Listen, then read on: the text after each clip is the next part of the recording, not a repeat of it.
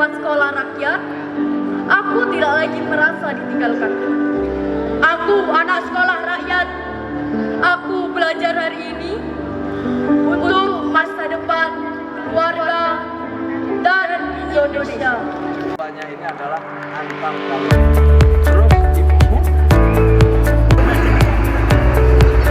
Saifullah Yusuf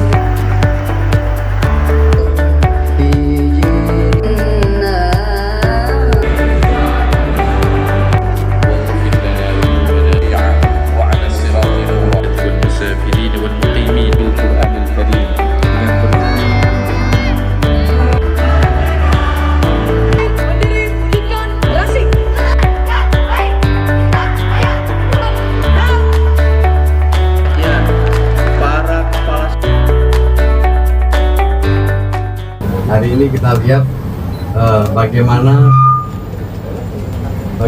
proses belajar mengajar di sekolah rakyat, ya, itu mulai menampakkan hasil-hasilnya. Saya merasa terharu karena mulai nampak bakat-bakat dari siswa sekolah rakyat.